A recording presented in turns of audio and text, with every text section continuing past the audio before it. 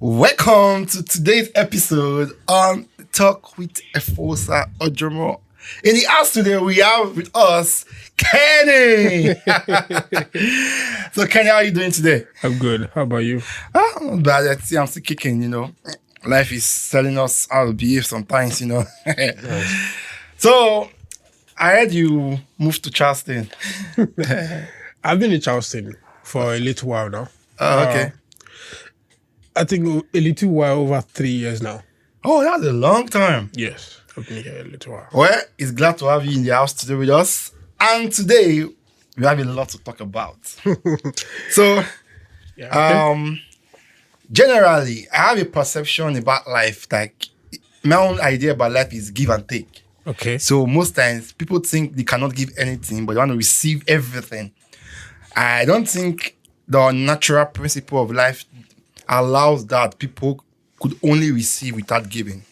Because even God gave us his son for us to receive salvation. It was not free. Yeah. So, what do you think, based on your experience moving to Charleston from all the way from Nigeria, life, what do you think, or what can you tell our audience about your experience? Or let me rephrase it. Based on your experience in moving, what can you share with the audience that you have learned about life so far? I think I've always believed in my lifestyle has always been. I've always migrated from one place to another. Okay. From the age of maybe 9 or 10, I went to live with one of my brothers, and then I think I was with him for like maybe about a year. Oh, wow. A year. And then after staying with him for some time, I think my mom came and she was like, "I don't think you're okay here. You still need me around." Yeah. So you're a mommy's boy. Yeah, because I'm the last of six. Yeah. So she took me back, and then I was with her for some time. I think about 4 years later, I moved to go live with this Ghanaian woman. Oh, okay. Yes, I was with them it was fun being with them.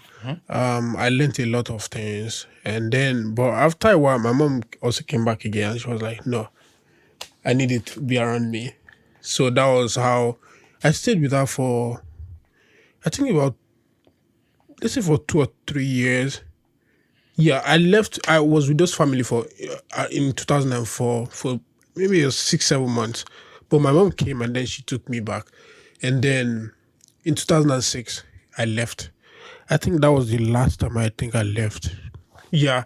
So that was when I finally left. And I think since then it's been from, after secondary school, I started living, becoming like a responsible young man, taking care of myself, and then trying to prove that I can be a young man, who can also the kind of path I want, also try to make that path for myself and create that path for myself. And I think it's been a wonderful journey. Well, that's nice. So, do you think, based on your experience, it's important for young people or young men to leave their parents very early in life, or how do you know it was time for you to leave?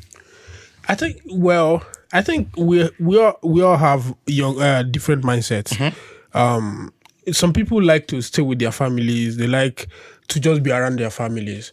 But if you have this kind of mindset that you cannot always be around, your family, even at a very young age. At that point, you start thinking, okay, what can I do? How do I create that life I want for myself? What are the things I can do? Am I going to be here for a very long time? Or if you left at that time, would it be the best thing to do? I think it just depends on individual mindset and how you grew up, the society, the community. Because I remember then, I didn't like, I didn't like my environment. It's not I didn't like it, but if you grew up in Benin, oh my god. Okay, tell me more. I like that part. If you grow up in Benin, you understand how rough it is. You understand how I honestly, there's some things I wouldn't want to talk about. Okay. Because Benin is very rough, and I grew up playing street soccer. But my mom was always very concerned about how we went out, the things we engaged in, and all that. So I saw that it wasn't safe because you always hear shootings every now and then. You always hear those like this person has been shot and stuff like that. So I felt it wasn't safe enough. So I had to look for how to just leave. And I remember when I went to Delta State, this Delta State Polytechnic to do a diploma for 2 years. And I remember, one of those holidays I came back, there was this guy we used to play ball together. When I came back, I heard he was shot. Wow. Yeah. That's So sad. it was a tragic, it really pained me because this guy was very good. Like we used to play street soccer then, every evening we used to play soccer, but most of the times were usually Friday evenings and Saturday morning. So Friday evenings we'll start like, let's say 3, we play till like 7. Then Saturday morning we'll start like, I think like 7:45 till like 11. And then, everybody go and shower. There was this woman that used to fry akara. Everybody would come out and then, start buying and having fun. But it was so tragic that the guy passed. He was shot and all that. So Wow. the thing kind of destabilized everybody. And I think I didn't come back to stay after that incident because I became very, very concerned about myself. And I just needed, to create a kind of a path for myself that didn't involve me living in that area. Yeah. Such a tragic story. Yeah. But my own story was different because I schooled in my bachelor's was in Edo State, in Oh, wow. Nigeria, in AU. But Ekpoma. I did Oh, I my did my bachelor's in Ekpoma. Yeah, it's interesting to know that I was in Faculty of Engineering, electrical engineering. So it was kind of tough, but so I understand what you're trying to say. I know, like Ekpoma. If you are a student in there, I think I went to Ekpoma like once or twice. I didn't, but I went to Auchi. I applied to Auchi, and I remember going to Auchi. I think once or twice, but I think schooling in Edo State was never my thing actually. But the jam you. Because I did. I think I wrote jump. I wrote jump twice. jam, okay. Yeah, I wrote jump twice. But, My own case with jam was kind of different because my initial jam was I wanted to study medicine. Because in my school back then, if you're intelligent, it's known for you to study medicine. But I know that I don't like this injection, blood stuff, like medical stuff. Yeah. So it's not about just being intelligent. So I tried, my first jam was based on medicine, and Uniben did not give me anything. I'm Then sorry my mom about told that. me, I told you are an engineer. Go and do your engineering. I tried engineering, and you, pew, Immediately. I got it. And All itself. mothers are like, they're like prophets. And most They of the give things, birth to you and yeah, they know most you of the things they properly. say like come to pass. But for me, I think my mom was very, because I wanted to study law. That was what I wanted to study. No, I think the first thing I was actually interested in economics and statistics, and Uniben was having economics and statistics. So Whoa, can I have a question? Okay. You did your bachelor's again in music. Yes. And now you're doing your master's in computer technology. Yeah. This transition, I don't understand. What came about this whole transition of your career in terms of being a musical genius and now being a tech student? I think, yeah. I'll just go back, trace it back to when I went to Ogara. I did a diploma there, and it was in journalism actually. So after writing jam twice, and then it was just the scores I was having were, the first one was below the cutoff mark, the university cutoff mark. So I didn't use it. And then the following year, I think I went again. I did another one. It was still below what I expected, but I didn't want to be at home. I didn't want to stay at home. So I had to say, okay, what would I do? So the best thing was to, okay, I'll go to Ogara, do 2 years, and then do direct entry to study law. Oh, okay. So, yeah. But do you know the funny thing? What? So when I was doing my 2 years in Ogara, I fell in love with music. Okay. Yeah, so I started practicing. I would practice so hard. Because most of my weekends, the days I don't hustle, because I used to hustle there. I like, As a man, you need to hustle. yeah, you have to buy your textbook. Yeah, you have to take your As a things. man, you need to hustle. Man, I used to do some crazy stuff, like going into just most of the buildings they have in Ogara right now, especially the ones that were built around 2013 to 2015. I'll tell you that at least I worked in those projects. Oh. Yes. I even the funny thing was that like where even the mass comm department, like the tiles, I don't know if they've removed them, if they've renovated now, but the tiles they did in that department, because they were building the department at that time, classes will be going on. I'll be outside working. For real. Wow. For real, to make money. Because I mean, if going to class will not give, I mean, But I thought you attended Uniben. no, I didn't go to Uniben. Ah, okay. I didn't go to Interesting. Uniben. So now the transitioning from music to computer technology. Why? Okay, yeah. So when I was to study law, and then I was, I eventually I developed love for this music, playing the trumpet, and so after the 2 years, do you know the funny thing? What happened? I got a job. Okay. It was a music job. Oh, interesting. Yeah, and I was not that good as at that time. But do you know my audition? The woman was like, "Okay, we know. Like, well, I don't know, but somebody recommended you. But what is going to be your audition?" I said, "Okay, what do you think would be? How do you want to? I don't know what I mean. I know I can teach music, but she was like, okay, impress me." That was what she said. Impress me. I was like, oh, what do I do now? So I sang her a song. Okay. It was there's this song by GF Handel, The Trumpet Sound. Yeah, it was like an open area, very small, but I sang and she was like, Ooh. got the job. That's a nice Yeah, one. that was how I got the job. And after staying for like 2 terms, I decided to leave. Yeah, I decided to leave because it was boring for me. I left because I had heard about Muson, Musical Society of Nigeria. Lagos, right? Yeah, so I decided to leave. So I was coming to Lagos. I was transitioning between Lagos and Benin. I'll come to Lagos, take some lessons and then go back home to practice. But eventually I decided to just say, okay, I'm going to move to Lagos. So I was in Lagos. I applied to Muson the first year. I was not taken because Muson is very competitive. I don't know if it's still very, very competitive as it was then. Very competitive. A lot of students will apply. More than 200 or 300 will apply. But guess what? Do you know how many students they pick? How many? They pick 30 students. Out of 200 that applied. Out of 300. Do you know how many students that applied? They should to cut off Muson? the application period. Yeah, they just want to know the best. It's like sifting and then trying to make sure that the best comes into the school. So I applied the first year. I was not taken. I had to go back to Benin. Because as at 2016, I had moved to Lagos.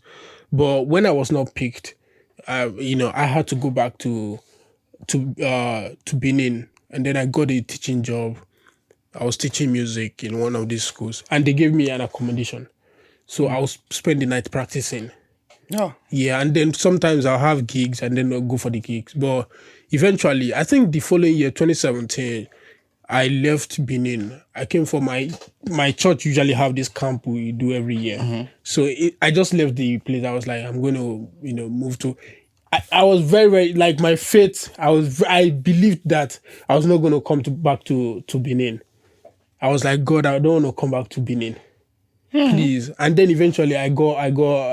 So before I came back before the end of August.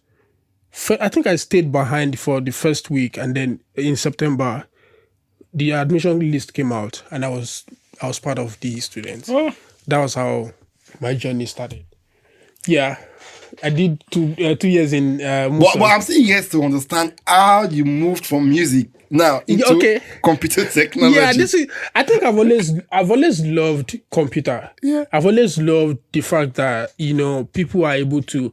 Music is all about creativity, and then but these other guys as well, they are also very very creative because they make the things that revolves around us. They make them into.